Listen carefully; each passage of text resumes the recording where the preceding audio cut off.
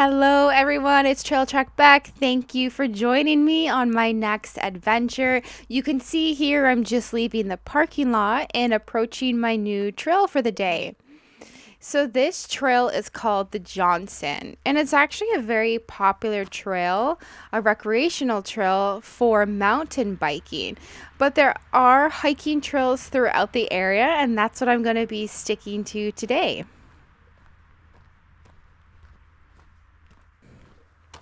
So I am back in the city called Invermere. It's not too far from where I'm staying. It's actually only about a 30-minute drive from where I'm currently staying. So it's nice and local. Some of the other trails I've been doing have taken me about 3 hours to drive to. So this one is fun.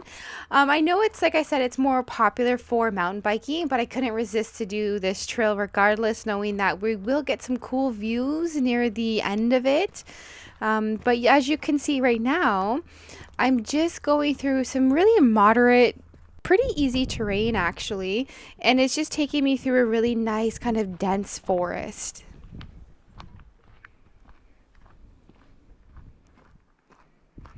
So you can see up here, I'm kind of seeing a couple different trails. I'm following a map very specifically for this trail just because it is super tricky. There are lots of interconnecting different trails for the mountain biking and for the hiking, and there are different hiking trails too, but I'm specifically sticking to the Johnson here, and so I'm following a map just because it's very tricky. Okay, so you heard me there, maybe I was talking, that we're just about 3 kilometers into the hike and we're still in the forested area. Although this area you can tell is kind of opened up a little bit. We're seeing some of the sky, we're getting some sunshine.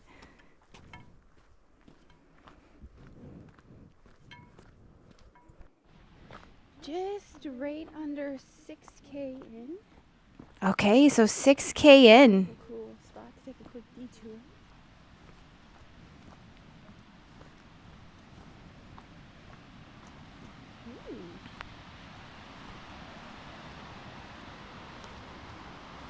So you can see here, I'm trying to get a nice view of the water in the back. So this is our view here. We're pretty much overlooking the Columbia Valley, and this water here that's flowing through, I'm going to continue to walk down the path here and get you more views, but it's called the waters of Toby Creek, and they're just flowing into Windermere Lake. So that was our first little view of the water and of the valley. I'm going to continue following the Johnson around, which is, it's essentially just a big loop through this forested terrain. So that's how we're traversing, just through the forest here.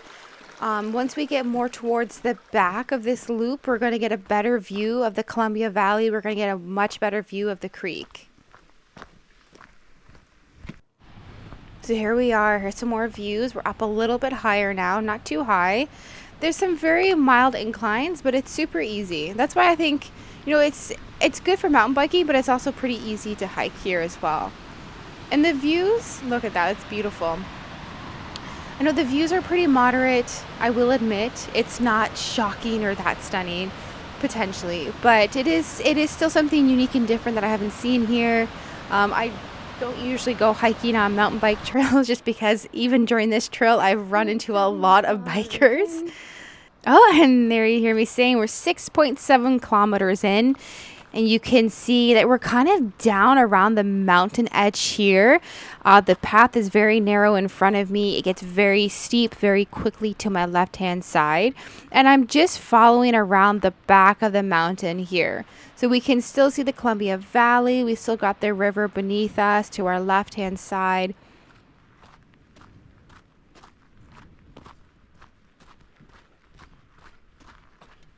But I'm coming up basically towards the end of the views here, and I'm going to start getting around the other side of the mountain shortly.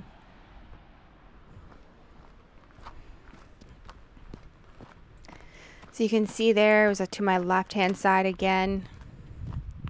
We're overlooking the Columbia Valley. The waters of Toby Creek are down there. Again, they're flowing into Windermere Lake. And actually in the back, as I'm traversing through this narrow part of the trail, There's actually Swansea Mountain and 4-Point Mountains in the back. So that's pretty cool. It's hard to point them out, but I just know they're here, but you can see them in the back there. So that's really neat because I was just at Swansea the day before. So that's kind of fun. But again, I'm still at Columbia Valley, right? So I've done a couple of hikes here in this area now.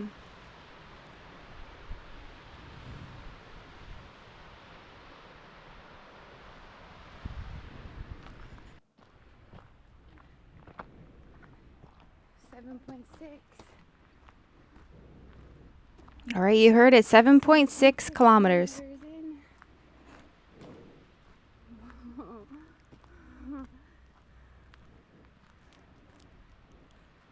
Kind of giggling here just because it's very narrow and we're on a very steep incline to the left-hand side. So one wrong movement, whoop, into the side there.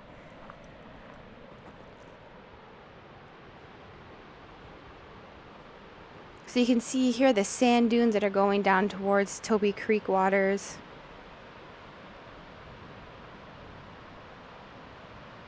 Again, a nice view of the Columbia Valley.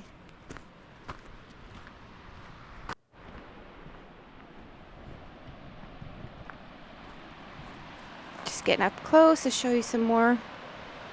This is basically the highlight of the trail. The rest of the trail was just traversing through the forested area, which got pretty dense at some points and then more open in others. But now that we're on the back of the mountain here, on the edge of the cliff essentially, this is where all the views are. I'll just keep coming up to the edge and getting some more views for you.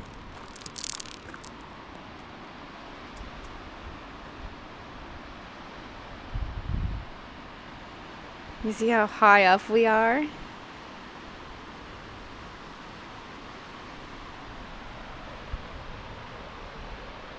And like I said, like this is a very steep drop off. It's literally falling off the edge of a cliff. So just be careful. You could see I kind of strayed from the trail a little bit. I'm being very, very careful with where I'm stepping, where my footwork is, but I'm just trying to get up to the edge as safely as I can to get some views of the valley and the mountains beyond. But we are on an incline. Like it's actually the hill here, the trail, it's slanted. So I'm actually going downwards. I'm declining to get off the trail into the edge here. So just be very careful if you come out here and you're walking because it is very narrow and it's very steep. Kilometers in. All right, so you heard me there saying 8.7 kilometers in. I'm now reaching around the end of the loop back to where the parking lot is. I'm coming up to the end of the loop itself on the Johnson. So this final stretch is just me getting towards the parking lot. You can see again it's a narrow trail, very distinctly marked though. We're back into that forested terrain as we make our way to the end of the Johnson loop. That's the main road to my left there. That's the road I came in on, and you can see up front there that there's a parking lot. To the right is where the trail loops behind. Now you can start on either end of the trail. This area that I'm coming out of, you can actually start on this side. I recommend starting where I did though, because in those beautiful views you get at the end of your hike. So it's a really nice way to finish. But if you only wanted to do part of the trail to go in and out to the Columbia Valley views, then this way would be the best way. Start here where I am now and just hike about 3K in, and then you can see the views.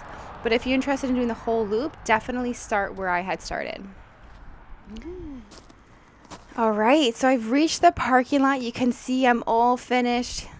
It was a very nice, easy loop with more views just towards the back. But I do want to leave you with some stats as I show you some pictures.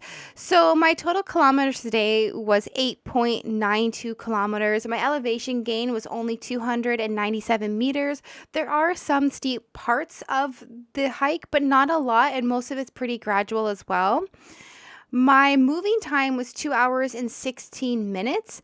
But that's because, of course, I always stop to take some pictures and some videos, but it's not bad. Like the land is relatively flat. You do have a few inclines that are very, very manageable. And I do recommend doing this hike just because I think that the views here that you're seeing in the pictures are definitely worth it. Again, be safe. It does get very steep and very narrow. So if you want to come back here, one, you're going to be dodging some mountain bikers. Totally okay. They're great people. They were having a lot of fun, and they're here to enjoy the views as well. But honestly, I think it's worth it. If you've never done the hike before, at least try it once, I think. So everyone, thank you so much for joining me today on my little hike here at the Johnson. And as always, keep trekking.